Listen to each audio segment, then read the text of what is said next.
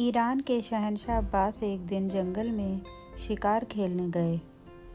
खेलते खेलते वह रास्ता भटक गए। जब वह रास्ते की खोज के लिए भटक रहे थे, तभी बादशाह को बंसी की आवाज़ सुनाई दी। वह उस स्थान पर पहुँचे जहाँ से आवाज़ आ रही थी।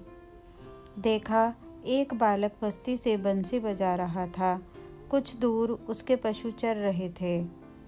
बादशाह ने बालक का नाम और उसका ठिकाना पूछा। बातचीत के दौरान वह चरवाहे बालक की हाजिर जवाबी और प्रतिभा के कायल हो गए। उसे शाही दरबार में लाया गया। आगे चलकर वह एक रत्न सिद्ध हुआ। उसका नाम था मोहम्मद अली बेग। बादशाह के बाद उसका अवयस्क पुत्र शाह सूफ़ी तख्त पर बैठा। कुछ ही समय बीता। जासूसों ने शाह सूफ़ी के कान भरे कि कोषाध्यक्ष मोहम्मद अली बेग शाही खजाने का दुरुपयोग करता है।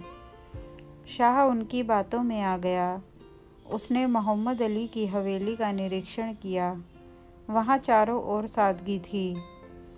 निराश होकर शाह लौटने लगा कि तभी जासूसों के इशारे पर उसका ध्यान एक कक्ष की ओर गया, जिसमें 3 मजबूत ताले लटक रहे थे। इसमें कौन से हीरे जवाहरात मुहरे बंद कर रखे हैं मोहम्मद? शाह ने पूछा।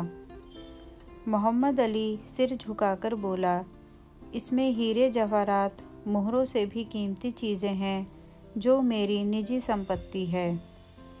इस पर शाह ने मोहम्मद को ताले खोलने को कहा। ताले खोल दिए गए।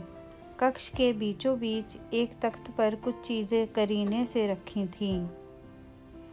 एक बंसी, सुराही, भात रखने की थाली, लाठी, चरवाहे की पोशाक और 2 मोटे ऊनी कंबल।